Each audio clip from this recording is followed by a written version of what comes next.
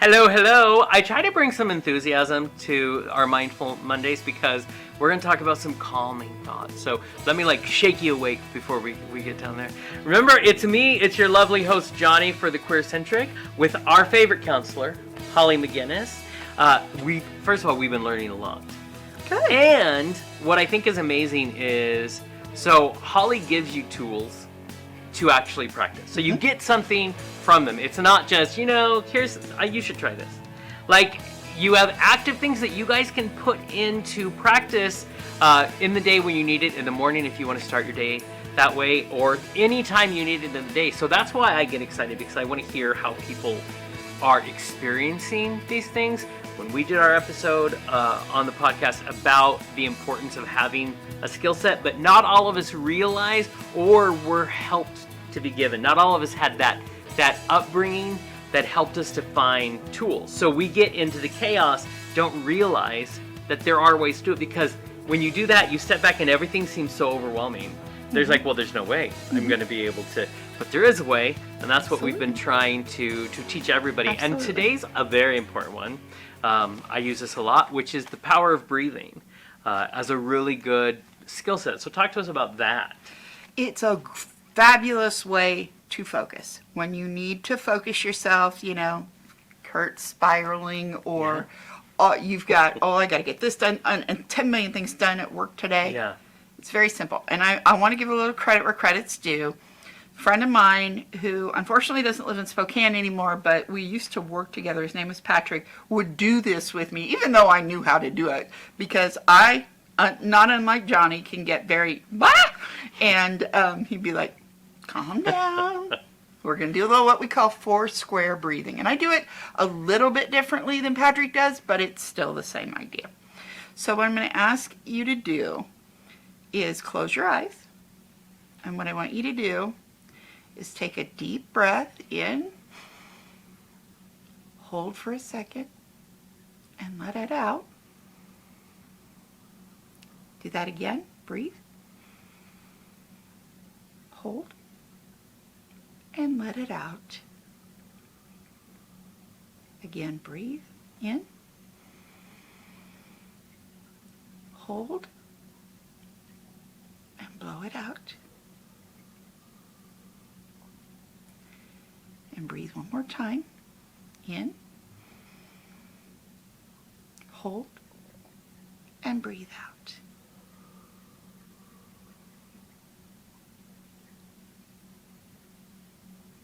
And then Johnny takes a nap.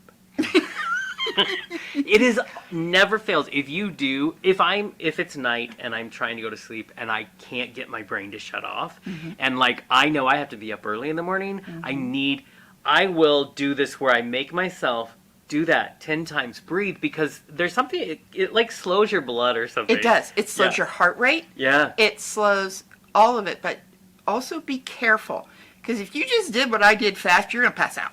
Yeah. That's hyperventilating. Yeah. Kurt tried that earlier.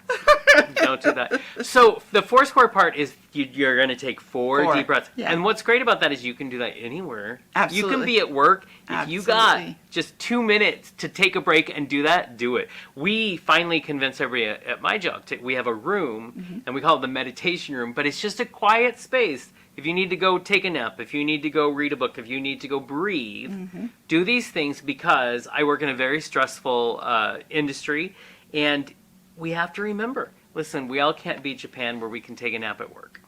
But, which I love that they do that, but it's also because they work too much. There's pictures of Japanese businessmen just asleep on the sidewalk because they didn't quite make it to their Uber. And so this is Around really here, that'll good. get you arrested. Yeah, it will. Yeah. Don't say it. So what's also fascinating, so when I was in the spa industry, the esthetician would talk about pranayama breathing, which makes me look a little too silly, so I won't do it. But there's physicality that goes with that breathing.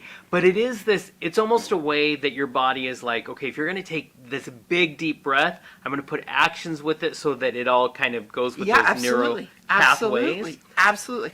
And the way to do this, though, isn't real shallow breathing. What we call, and Johnny's going to know what I'm talking about because he is a professional singer. I Right. was a pretend one at one time.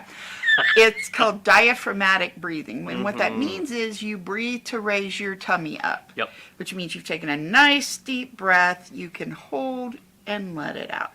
If you do it really shallow and you do it too fast, like I said, you'll hyperventilate. Yeah. And you don't want to do that. So And the diaphragm is such a deep thing. So I used to teach voice lessons, and one of the things, because a lot of people, if you grew up and you just learned chest breathing, so every time you breathe, your shoulders go up and down, and they're like, I don't know how to make my body do the other. You actually do. You just don't realize you do. Yeah. And so I always tell my students, get in the football stance. So it's up where you're leaned over and your hands are on your knees. If you breathe there, you can't breathe from here. It automatically is in your diaphragm, and our bodies do amazing things when they create sense memory. Yep. So you don't freak out. Don't worry. If you don't know quite how to do a diaphragmatic breathing, do the football stance.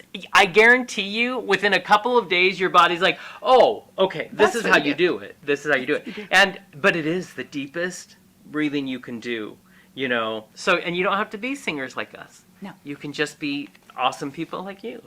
Absolutely. Which you are. Which you are. Breathing is probably one of the easiest tools that anybody who doesn't think they can learn things. I feel like all of these things that we've been talking about for the last few weeks are things you can actually do. Like if you, I want to know if you've been watching and that first day you were like, I can't.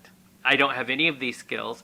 I want to know now that we're like 6 weeks into it, what has been your experience, and were you like, oh, that was way easier than I anticipated it would be? And you know what's even better for this? Let me just tell you people. I think mental health is probably one of the best checkups and upkeeps we can do for ourselves that we don't do in our culture.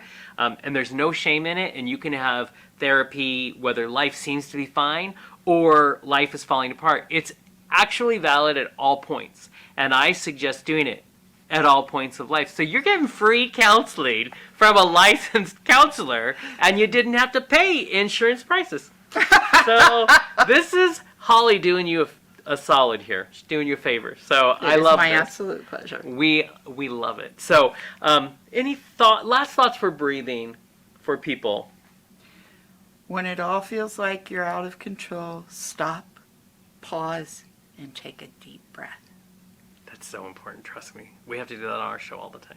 So thank you for continuing to join us. We think Mindful Mondays are an important output that we have chosen to do from our podcast because we're all about leaving you better than where you found us. So whether that's laughter, whether that's learning how to breathe through the chaos, and listen, we'll let you know, because Kurt's going to have to practice all of these things. I'll let you know how those spiraling goes. I bet you they're not going to be as bad. And maybe he'll find some peace because you deserve it, my friend. Also, you're too old to have stress. You dropped that on us. I know, we will not be happy. But remember, tune in every Monday. Also check out the Queer Centric. But Holly and I love you, and we'll talk to you next time. Bye.